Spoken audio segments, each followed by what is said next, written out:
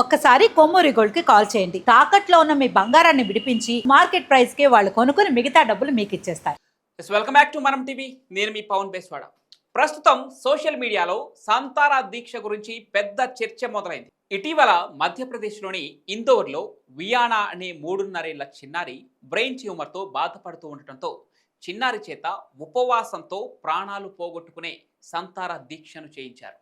దీంతో ఆ చిన్నారి మృతి చెందటంతో 3.5 ఏళ్ల చిన్నారి తనకు తానుగా ఈ దీక్షను తీసుకుందా లేదా అనే ప్రశ్నలు ఉత్పన్నమవుతున్నాయి. అయితే ఈ విషయంపై Madhya Pradesh child welfare and protection commission విచారణ చేపట్టి ఇందౌర్ జిల్లా కలెక్టర్కు నోటీసులు కూడా జారీ చేసింది.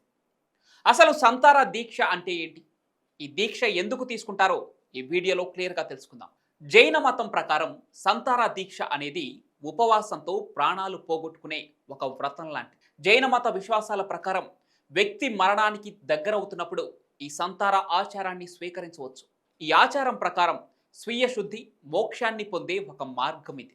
అంటే ఎవరైనా దీని ప్రతిజ్ఞను తీసుకుంటే కర్మబంధాల నుంచి విముక్తి పొంది ముక్తిని పొందడమే మానవ జన్మ లక్ష్యంగా భావిస్తారు. ఈ ఆచారంలో ఆ వ్యక్తి ఆహారం నీటిని పూర్తిగా వదులుకుంటారు, స్వీయ ధ్యానంలో ఉంటారు.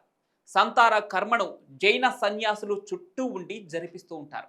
మరణం సంభవించే వరకు ఆహారాన్ని నీటిని తీసుకోకుండా అలాగే ఉండి ప్రాణాలు కోల్పోతారు. జైన మతంలో ఏ వ్యక్తి అయినా కూడా సంతారాన్ని స్వీకరించవచ్చు. వృద్ధాప్యంలో ఉన్నవారు, చిన్న వయసులో ఉన్నవారు కూడా సంతారా తీసుకోవచ్చని నమ్ముతారు. అయితే జైన మత నాయకుడు మాత్రమే ముందుగా సంతారా ఆచారాన్ని పాటించడానికి ఆ వ్యక్తికి అనుమతినివ్వాల్సి ఉంటుంది.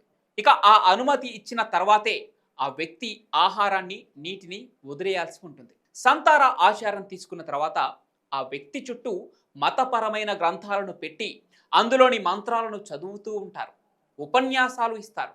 అలాగే ఆ వ్యక్తి ఆశీర్వాదాలు తీసుకోవడానికి కూడా ఎంతోమంది వస్తూ ఉంటారు. సంతారా ఆచారంలో మరణించిన వ్యక్తి మరణాన్ని సల్లేఖన అని పిలుస్తూ ఉంటారు. సంతారాను ఎక్కువ మంది మరణానికి దగ్గరగా ఉన్నప్పుడు లేదా వృద్ధాప్యంలో ఉన్నప్పుడు స్వీకరిస్తూ ఉంటారు. ఇక్కడ 3 ఏళ్ల వియానా కూడా నయం కాని బ్రెయిన్ ట్యూమర్తో బాధపడుతోంది.